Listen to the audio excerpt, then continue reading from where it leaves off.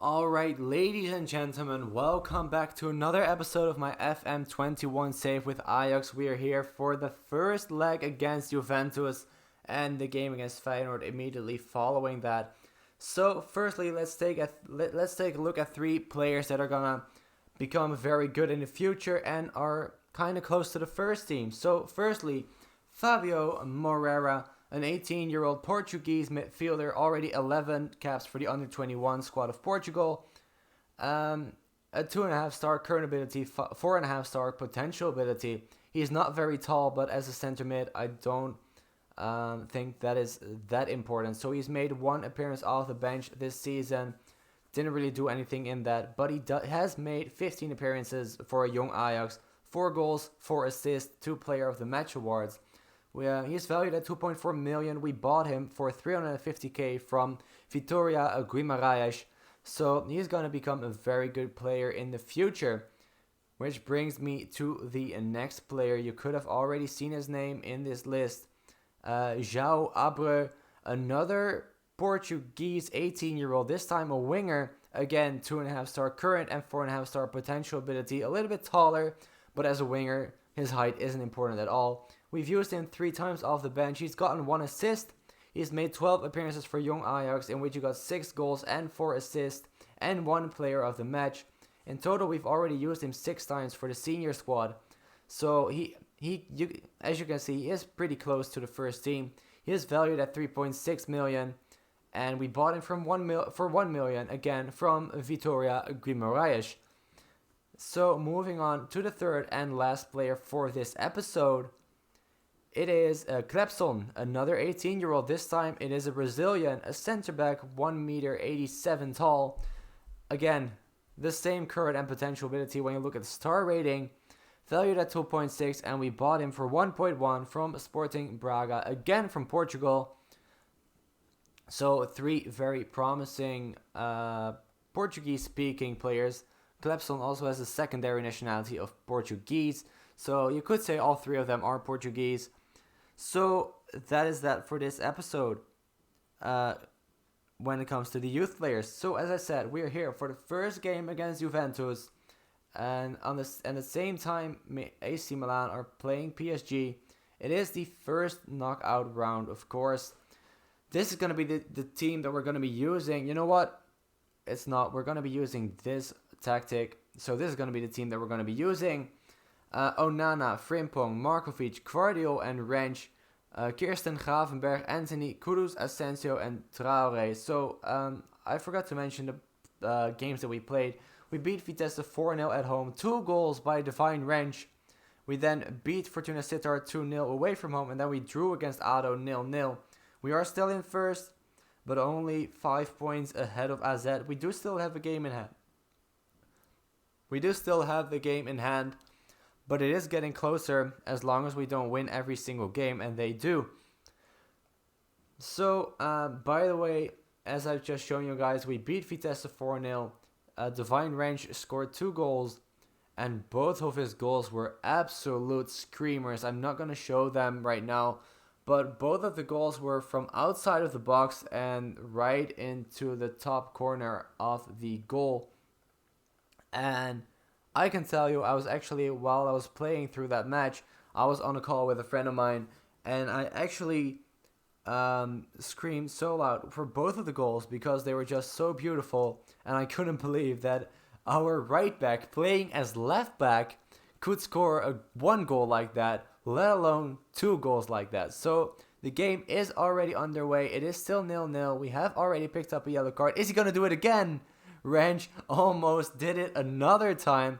This time it was saved by Szczesny in goal for Juventus. So it is going to be a very tough match. Since the last episode was only 2 weeks ago in game, not a lot has happened. So I don't really have a lot to talk to you guys about. What I do want to mention is what I touched upon a little bit last episode is getting in older players and getting them to our staff as Anthony opens the score, and I didn't really see that coming, but we do have the 1-0 lead against Juventus after 20 minutes, and immediately another highlight. Could we get a second? No, it's just over the goal. But yeah.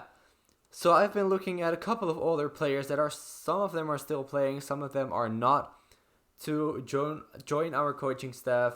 And I can tell you that one of those players we already looked at a couple of years ago, and at that time he was playing for Juventus, and eventually he went to Real Madrid. I don't know if you guys remember the story, but it was Cristiano Ronaldo. We're looking at him again. His contract is running out at the end of this season, and we can actually buy him for, I believe, 4 million euros, which is nothing when you have a player not only of his caliber, because he is still very good, but also a player with that big of a name. It would be great to get for only 4 million euros, but he doesn't want to join us quite yet. We have watched him about 15 matches now. And I can see a little pattern in the emails that we're getting back from that he is becoming a little bit more interested every time, but he's just not there yet.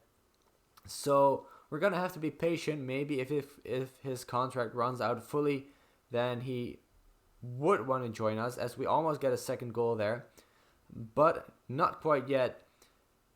And the same is for a couple of other players, like Lionel Messi. Of course, we have tried to go for him as well. But the same that I talked about, Cristiano, counts for him too.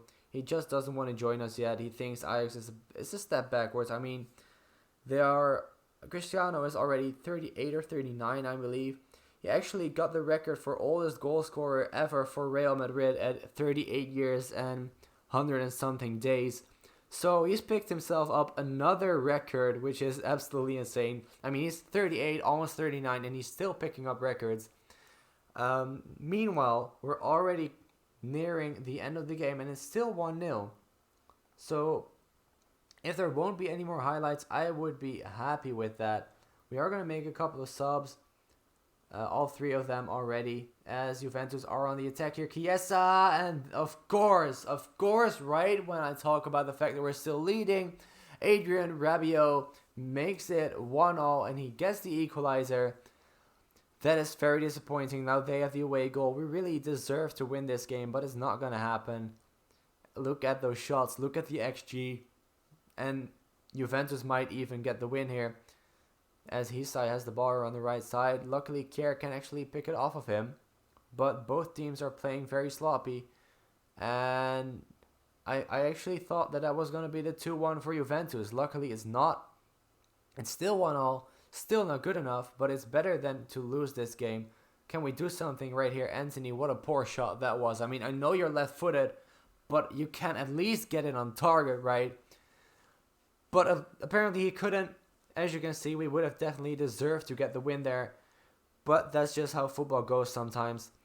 So I'm not happy with their performance. That means that we have to finish it in Turin, in Italy, in a couple of weeks' time. But first, I'll see you guys in just a second for the game against Feyenoord. And here we are for the game against Feyenoord. We're making one change compared to the last game. We're going to put Donny van de Beek in the starting 11. Eriksen and Alderweireld are both either tired or injured, and so is Justin Kluivert and Raphael Borré. You know what? Let's put Raphael Borré on the bench instead of Nathan. And let's not put Borré in the starting lineup. We are going to swap to the 4-4-2 actually, so we're going to swap that around even more. So instead of Dolberg right there, I do want to use Borré. So let's see where he is. He's put back into the reserves. Where is he? There is Raphael Borré instead of Dolberg. Let's swap those two around. And let's get Donny in there. Where are you, Donny? Let's get him back into the starting 11 instead of Alvarez. And let's take them on like this. I hope Alvarez isn't concerned about his playing time, right? He shouldn't be, I think. Either way, there we go. Raphael Borré is He's lacking match sharpness, so they're not very happy about this. But we are going to play like this. I don't know why they're unhappy about lacking tactical familiarity, because we have used this formation multiple times already. And it is also very close to the 4-2-4 that we had been using for the first 3 seasons. But, you know, your players just always want to have something to whine about. So the team is Onana, Frimpong, Markovic, Cordial, Rensch, Anthony, Van de Beek, Gravenberg. I actually forgot who we had at left wing. Who was it? Asensio, of course, Borré and Traoré. And Feyenoord are playing very narrow, so maybe we can... Oh, wrong button. Maybe we can exploit those wings. Let's not underlap. You know what? Let's still do the underlap. But let's exploit the wings because they aren't using any wingers. And their striker, of course, still Noah Lang, who was an Ajax player a couple of years ago. And who is going to get the first chance? That's always a very big question in the Klassieker, to see who the first chance is going to go to, who is going to deal the first blow, the first punch to the opponent. Hopefully it's going to be us, and it does look like it, and there is the first chance, a shot on goal even. Anthony with a good shot on goal, but it was a good save in the end. Gravenberg, can he do something beautiful with it? He switches the play. A lot of space here for Frimpong. Anthony, there it is. His 16th goal of the season. Anthony puts us into the lead against Feyenoord. Only 14 minutes played. And we make our gap to AZ back to 8 points. The gap to PSV is 8 points too, but they still have a game in hand on AZ and on us. So they could close that gap back to 5 points. Still be a little bit safer because we are only 10 games before the end of the season. So yeah, I am very, very happy with that first goal. I want to talk a little bit more about the game against Juventus, as Anthony just narrowly misses the goal there. We drew, of course, 1-1, as you've just seen. It is an okay result, considering the fact that they're freaking Juventus and we're Ajax. But as we actually make the 2-0, I don't know why I didn't talk about that. But Markovic makes it 2-0 in injury time of the first half. He doesn't score very often. He's very solid defensively, but he doesn't score a lot of goals. But when he does, it is an important goal against Feyenoord just before halftime. But yeah, Juventus 1-1. It is an okay result, but they have the away goal, and we need to beat them in Turin, in Italy, and that's going to be a very tough ask. The funny thing was, at the point that we had drawn them, so when the draw was for this round, Juventus were in first. They had only drawn one match and lost one match, and so had we. So then, as you've just seen, we had drawn against, I don't remember who it was, but we've drawn and we've lost the game, and Borré makes it 3-0, so he definitely shows me I do not have to regret my decision of putting him at striker. But yeah, what I was going to say is that, and Traoré makes it 4. 61 minutes played. We're leading 4-0 against Feyenoord. So let's get Gravenberg off. He's not playing well enough. Who are we going to put on? Let's put Heiko Kirsten on the pitch. And Anthony is getting a little bit tired out there. So let's get João Abreu, who I showed you guys a little bit earlier in this episode. And Frimpong, also not the game of his life. So let's get him off. For Dino Seligin, I've never seen his name. Well, of course I've bought him, but I haven't seen his name yet in a match squad. I